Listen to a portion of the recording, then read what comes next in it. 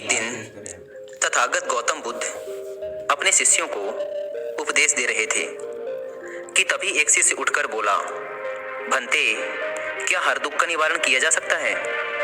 बुद्ध बोले, यह सत्य है कि हर दुख का निवारण किया जा सकता है। इसी संदर्भ में मैं तुम्हें एक कथा सुनाता हूँ।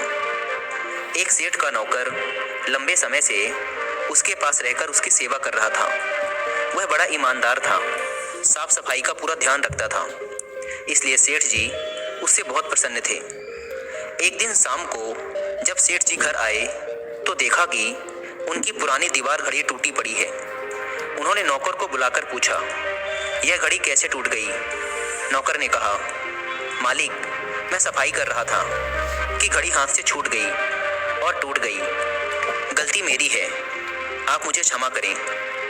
सेठ तेज आवाज में बोले, क्षमा मांगने से क्या होता है?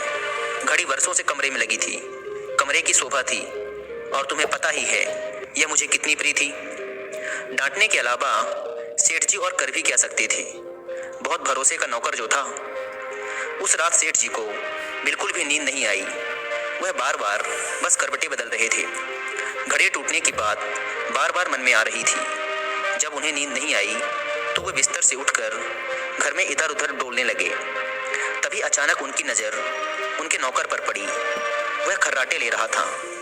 उससे सेठ जी को और भी अधिक दुख हुआ। उन्होंने मन ही मन सोचा, मालिक के नुकसान का इसे जरा भी ख्याल नहीं है, इसे जरा भी दुख नहीं है। यह तो आराम से खर्राटे लेकर सो रहा है। नौकर को इतनी शांति के साथ सोता हुआ देखकर सेठ जी को बहुत गुस्सा आया। उन्होंने अगले दिन एक प्रयोग करने का निश्चित किया।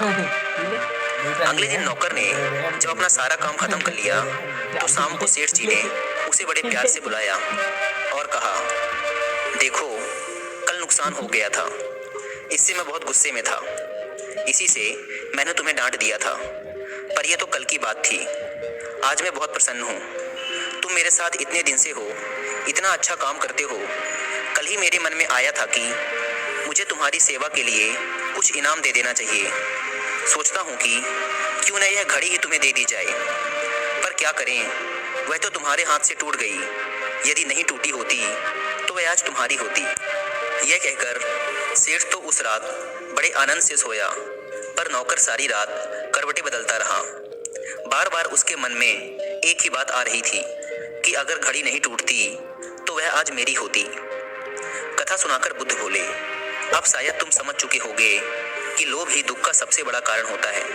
इसे त्याग कर ही हर दुख से मुक्ति पाई जा सकती है। जब उस घड़ी का संबंध उस सेठ के साथ जुड़ा हुआ था, तब उसके टूटने का दुख उस सेठ को ही हुआ, क्योंकि सेठ के मन में उस घड़ी को लेकर लालच, लोभ था। लेकिन जैसे ही उस घड़ी का संबंध उस सेठ से हटकर उस नौकर के साथ जुड़ गया, उस नौकर के मन में उस घड़ी को लेकर लगाव पैदा हो गया, और उस घड़ी के टूटने का दुख अब सेठ से हटकर उस नौकर को होने लगा।